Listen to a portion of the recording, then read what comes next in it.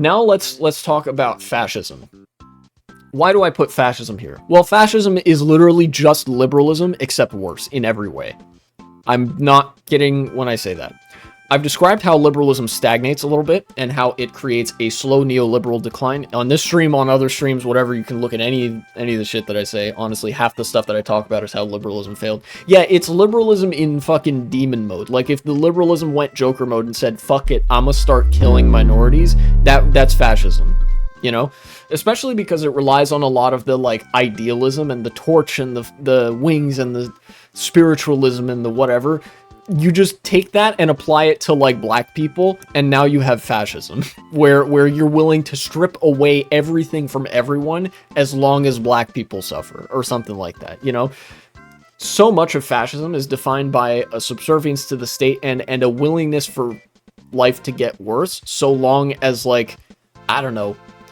Well, I mean, actually, I do know. So long as minorities suffer. There's a lot of complexity if you try to list all the contradictions and like inconsistencies in the ideology, but fundamentally it's just the ideology of hierarchy, decay, and suffering, which is what liberalism eventually results in.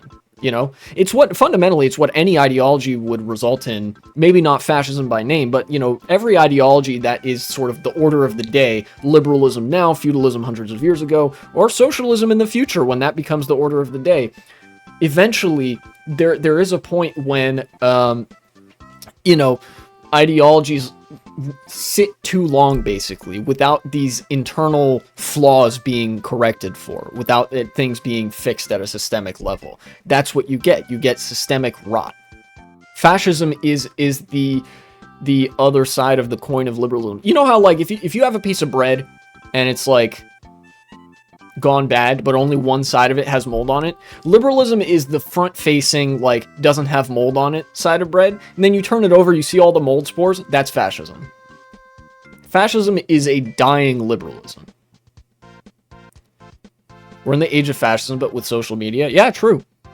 And, you know, social media is an excellent example of liberalism declining and decaying into fascism. The liberal world order did give us the internet and social media through public funding, mind you. None of this shit got you know, propped up by venture capitalists in the beginning. The venture capitalists only jumped on it once it was already a guaranteed success because they're pussies.